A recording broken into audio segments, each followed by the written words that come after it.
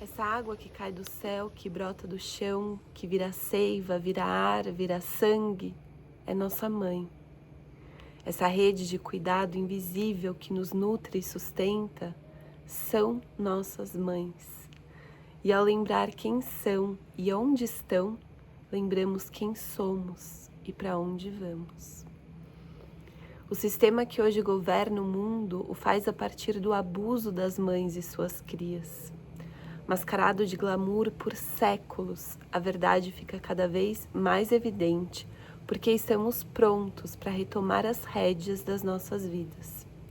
O sistema que queima florestas para abrir pastos, assassina lideranças indígenas e quilombolas que defendem seus territórios. O sistema que contamina o rio com garimpo ilegal, bombardeia comunidades inteiras para criar condomínios de luxo. O sistema que controla a terra, controla o corpo e usa a violência doméstica, o feminicídio, o estupro e a pedofilia como ferramentas de manutenção dessa ordem. A criança abusada, a mãe paralisada, a floresta queimada são o mesmo crime cometido pela mesma mão contra a mesma vida. A mãe indígena cujo território é invadido, a mãe negra confinada na periferia que a abolição sem reparação construiu, a mãe branca em burnout dentro de relações tóxicas com pais, chefes e companheiros, a mãe bicha cuja cria é arrancada, a mãe floresta cujo útero é queimado, a mãe água cuja veia é envenenada. Todas carregam a mesma dor. Não se tratam de tragédias pontuais separadas, mas de um único genocídio da mãe. Uma lógica que continua se reproduzindo a cada instante em que estamos ausentes do aqui e agora. Fomos educados a nos ver como estranhos à terra, a terra que nos sustenta e estranhos aos povos que vivem integrados a ela. Essa separação estratégica tem nome, data, tem uma história que não está nos livros da escola e nem por isso deixa de ser verdade. A divisão de terras que existe hoje na terra Pindorama, Abya Yala, que chamamos de Brasil, América, foi construída sobre sesmarias, grandes porções de terra que a coroa portuguesa concedia formalmente a quem exterminasse povos originários que por milênios a ocupavam. No sul desse país, até o início do século XX, pares de orelhas de indígenas eram entregues em troca de metro quadrado. E o mais cruel é que o governo atual, que chamamos de democrático, legitimou essas posses sem jamais reparar. E segue lucrando com a mesma lógica, leiloando aos quatro ventos aquilo que resta. Entre 1450 e 1490, 3 bulas papais autorizaram as coroas europeias a escravizar povos considerados não cristãos e tomar suas terras em nome da fé. A chamada doutrina do descobrimento foi a base teológica que legitimou séculos de pilhagem do sul global e permanece inscrita até hoje no direito à propriedade, que parece tão inquestionável. Em março de 2023, após décadas de reivindicação dos povos originários, o Vaticano formalmente repudiou essa doutrina. Mas o reconhecimento verbal de um erro no passado não muda a desigualdade social que vivem ainda hoje como consequência desse crime contra a humanidade. A reparação factual, que é a devolução material do que foi tomado em termos de posse de terras, cofres de ouro e arte sacra que sustentam o luxo de países inteiros, permanece intocado. A demarcação dos territórios indígenas é o direito básico pelo qual esses povos estão lutando há séculos, mas já não é mais o suficiente. Todas as terras com nascentes de água, rios, florestas, mangues, precisam ser reconhecidos como seres vivos que têm o direito de serem zelados por guardiões que saibam conviver harmonicamente. A raiz da miséria humana, da fome, das favelas, da criminalidade, o adoecimento em massa, precisa ser reconhecida na cultura que se vangloria da beleza dos palacetes e catedrais.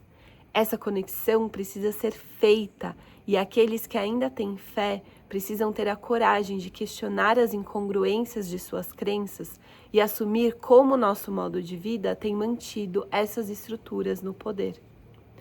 Ecologia e sustentabilidade não podem mais ser movimentos separados da reparação histórica do direito à terra. E assim tampouco o autoconhecimento profundo, a espiritualidade que desperta para a consciência de unidade.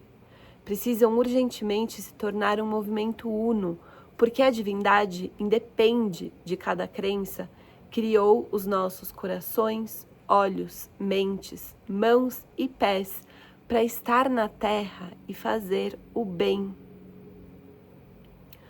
Honramos cada filho da terra tornado número nessa economia cruel, cada aldeia destruída, cada sabedoria que a história oficial distorceu e transformou em pecado.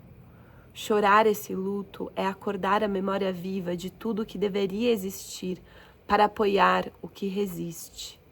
A raiva é necessária para dizer basta, para reivindicar os direitos sagrados de ser humano, de existir em paz no colo de sua mãe. Precisamos deixar fluir essas emoções, o choro, o grito, até que se transformem em canto e clamem a transformação.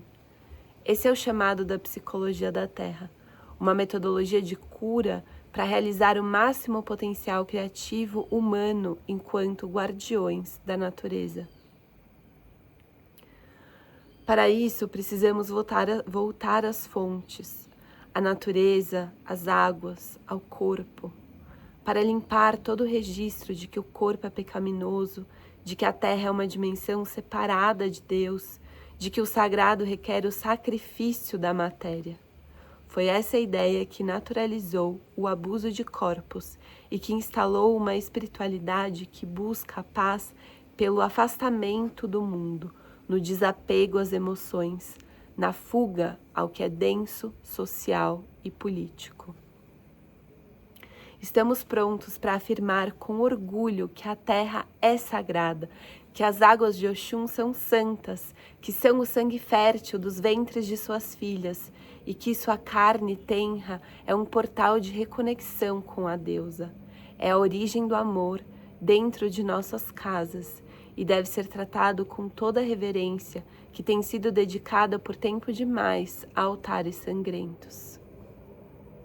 Antes de se tornarem religiões, os orixás eram Ifá, a sabedoria da natureza, que guiava a relação íntima do povo iorubá com seu ecossistema, na região que conhecemos hoje como Nigéria. Trazida para o Brasil no coração de milhares de africanos escravizados, impedidos de se relacionar livremente com a terra, esse povo concentrou a força de seu amor em símbolos personificados como santos, estratégia para manter a alma viva. Na beleza de sua dança e cantos dedicados aos altares, a lembrança do amor livre compartilhado com as águas, com as flores, com os frutos, com a natureza que tudo dá para a nossa alegria, para o nosso prazer. Nesse corpo de conhecimento ancestral, fui iniciada como sacerdotisa, com a responsabilidade concedida pelas grandes mães de resgatar a espiritualidade que liberta e reverencia a terra através do corpo. Com toda a gratidão e respeito às tradições que preservaram o conhecimento ancestral, digo que é urgente aplicar a nossa magia onde ela é requerida e colocar nossa devoção como oferenda aos altares vivos dessa terra.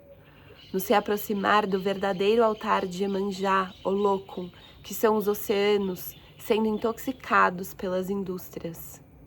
O altar de Oxum, que é o corpo da mãe indígena, banhando sua cria no corpo do rio, ainda cristalino. O altar de Oxóssi, que é pai guerreiro, protegendo as medicinas das matas e dos animais. O altar de Onilê é o espírito da terra que se faz alimento sob nossos pés. Reverenciar imagens de orixás enquanto seus corpos concretos no mundo são destruídos com a nossa complacência, cria uma dissociação cognitiva que adoece filhos de santo bem intencionados. pois impede que o potencial criativo humano divino se realize na sua plenitude. Cada ori vem saudar a terra e se tornar orixá. A guiança que recebi para realizar o meu sacerdócio, resgatando os códigos matriciais encerrados pelo patriarcado, é de oferendar de volta à terra nada mais, nada menos que o sangue menstrual de suas filhas, pulsando de úteros vivos, orgásmicos, e o que for necessário para que isso volte a ser uma realidade compartilhada e não um privilégio entre poucos. Que meu serviço seria democratizar o autoconhecimento somático, baseado na natureza divina, devolvê-lo aos seus herdeiros para que se empoderem de sua verdadeira origem e garantir que aqueles que dessa sabedoria bebessem seriam parte inevitável de um movimento de reparação histórica.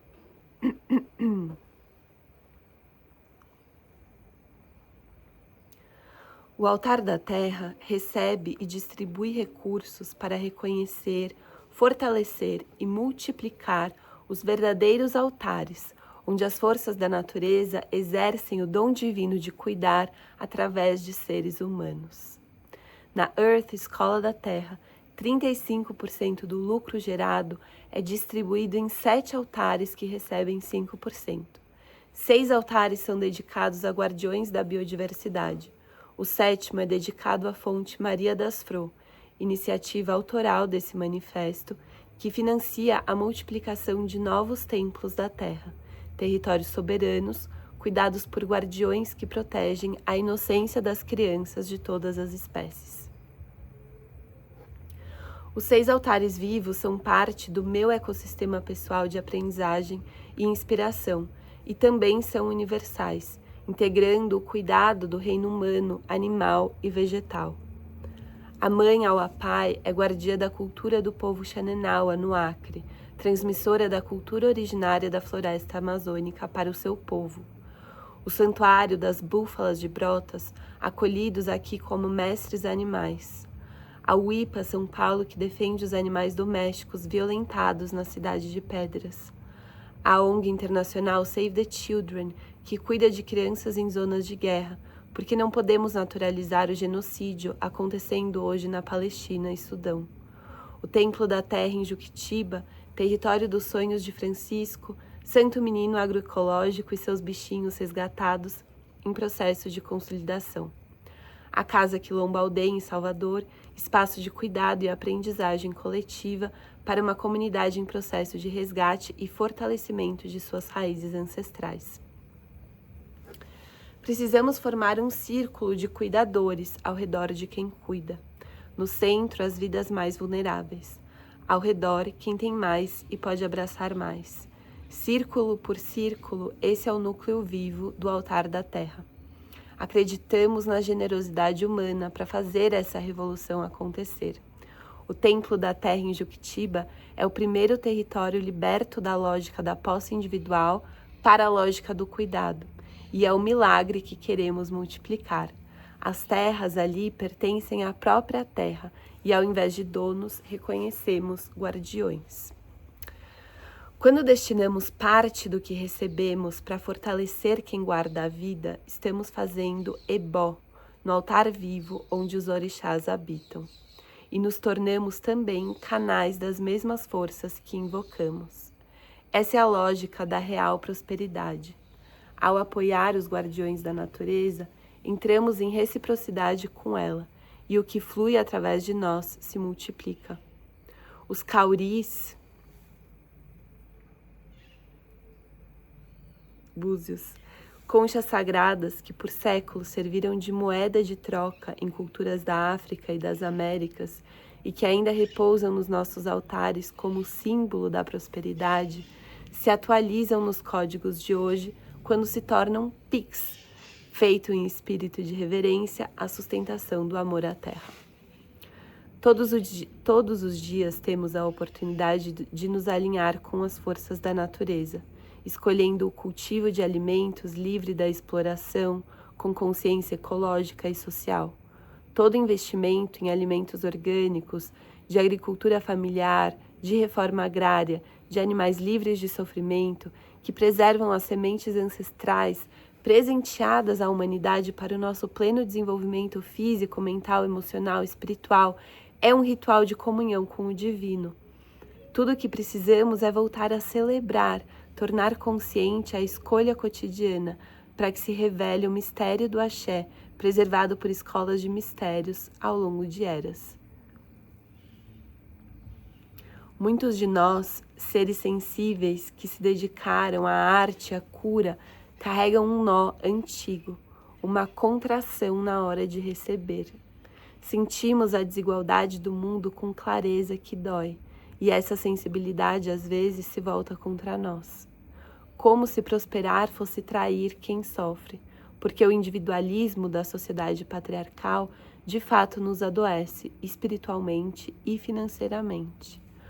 Porque numa aldeia onde nos reconhecemos parte de um mesmo todo, compartilhamos aquilo que transborda as nossas necessidades individuais, porque sabemos que o nosso bem-estar é interdependente. Estamos despertando para o fato de que somos um só povo, filhos e filhas da terra. Em nossa diversidade, todos bebemos água, todos respiramos ar e nos alimentamos de semente. O fato é que quando destinamos conscientemente o que passa por nós, o receber se transmuta. Deixamos de ser acumuladores e nos tornamos canais. Nossa abundância individual não contradiz a justiça coletiva. Ela é condição para que possamos sustentá-la com consistência. Quem sentir a verdade desse manifesto é convidado a aplicar essa tecnologia de integração espiritual à matéria e receber os alinhamentos de propósito e consequente prosperidade geradas por essa mudança de paradigma. A aplicação da tecnologia da oferenda deve ser contínua, idealmente mensal, 3, 5, 10% do seu lucro, que pode ser dedicado ao altar da terra, que distribui aos guardiões da biodiversidade, ou a criação de um altar que honre os guardiões da vida que já tocaram o seu coração, que fazem trabalhos legítimos de impacto socioambiental e que precisam de apoio concreto, contínuo, para fazer o trabalho de cuidado, que é de responsabilidade coletiva. A Earth Escola da Terra é uma comunidade de aprendizagem nas artes da cura. É o reconhecimento de que todos esses movimentos são o mesmo amor se expressando na sua diversidade. Apoiados nos ombros dos nossos ancestrais, nos tornamos os ancestrais do futuro, unidos pela preservação da vida, pela reverência à inocência da natureza. Axé.